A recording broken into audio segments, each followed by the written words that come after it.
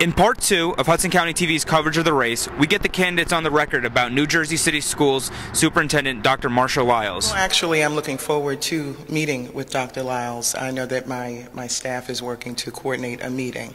I look forward to working with her in the future if I remain in the seat. What I think is that they have a good person at the helm, and they need to let us see what's going to happen from that. We haven't done well in the past, so what do we have to lose by working with this person and seeing if we can make education in Jersey City the priority that it should be? I really believe, as far as Dr. Lyles is concerned, I really believe that we should give her a chance. There had to definitely be some change. The public school system in Jersey City has been failing for so many years. I personally believe that it should have been given to someone who resides in Jersey City. I was for Dr. Frank Walker. I know him personally, and I really believe he was the man for the job, and I think they should have at least given him a try before they got into this political thing with the Board of Education. Councilwoman Massey also commented on some of the controversies surrounding the Jersey City Board of Education and Councilman Fulop. Let me just say that anyone who is delving in things outside of their jurisdiction, and if there were inappropriate activities done, I know that things are still being investigated, so I don't like speaking in ignorance.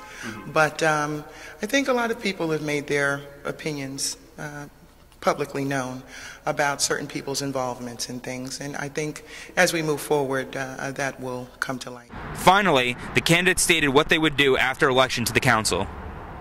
Well, on day one that I get sworn in, when I win, I'm going straight to the chief of police, and I'm going to ask him to get that foot patrol up in this area, because it's time for that to happen. I don't want to hear anything about we don't have enough police officers. What we need to do is take the police officers from where they are, if they're not needed there, and put them in this area, because this area of Jersey City needs patrol, foot patrol.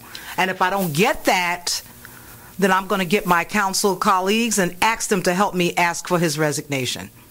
But what I will be focusing on more so is, like I said initially, bringing a seat to the people. I'm going to be having routine meetings. One of the things that I'm going to be doing is get a resource focus group together of people within all the wards. I mean districts, because there's 31 districts in Ward F. And people always say, you know, we're going to hold you accountable. We're going to hold you accountable. What I plan on doing is holding the people accountable and getting involved, because this problem that we have in Ward F cannot be fixed by one person.